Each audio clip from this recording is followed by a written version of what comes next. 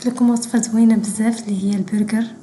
غنديروا العجين ديالو وكل شيء ليه غنصايبوا معكم اليوم ان شاء الله بطريقه سهله جدا وناجحه 100%. نحتاجوا 3 الكيسان ديال الدقيق، معلقه سكر، معلقه ديال الخميره الفوريه، معلقه وشويه بحال قلتي معلقه صغيره ونص. نحتاجوا ياغورت طبيعي اولا اي ياغورت عندكم، انا درت ديال الفاني، الا عندكم ياغورت طبيعي احسن. شويه د الملحه. نخلطوا المكونات كاملين، نخلطوا المكونات مزيان كما قلت لكم. نبقاو نزيدوا الماء بشويه بشويه. المهم العجينه ما تكونش قاصحه بزاف وما تكونش رطبه بزاف. نزيدوا معلقه كبيره ديال الزبده عفوا باش كنجمعوا العجين ديالنا. كيف ما كتلاحظوا هو العجين جمعناه ولا بحال هذا الشكل. غنخليوه يخمر لمده 15 دقيقه اولا نتوما من تشوفوه تغير الحجم ديالو صافي كتجبدوه باش من بعد ما اختمر لينا العجين. كيف ما كتشوفوا غنديروا على سطح العامل شويه ديال الدقيق وغنقسموه كويرات متساويه.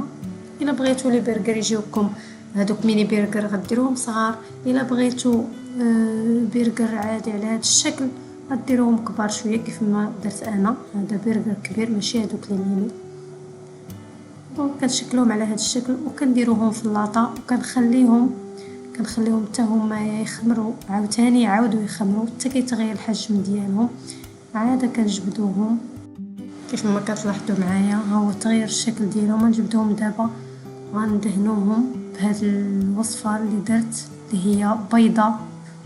انا درت بيضه كامله باش ما تخسرش، يعني ما ناخذش غير الصفر. درت بيضه كامله ودرت شويه ديال صوص صوجا باش كتعطي اللون وشويه ديال الخل باش كيحيد ديك الزفوريه ديال البيض.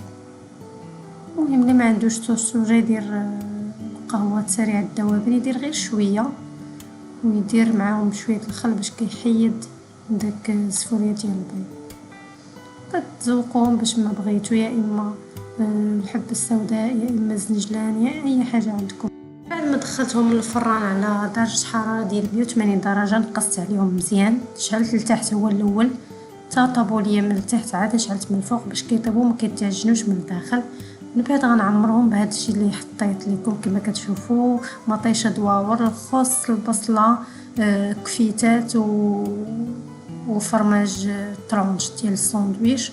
دونك كل واحد على حساب داكشي اللي متواجد عنده غيديرو. كما كتلاحظوا انا شكلتهم بحال ما هكا، جاو رائعين في المذاق بحال ديال المحلات بحال في الزنقه، يعني اللي كتاخذوا في المحلات الكبرى في لي ريستورون الكبار. جاو كيحمقوا في الصراحه. بالصحه والراحه. الى فيديو قادم ان شاء الله. نتمنى ان الوصفه تعجبكم.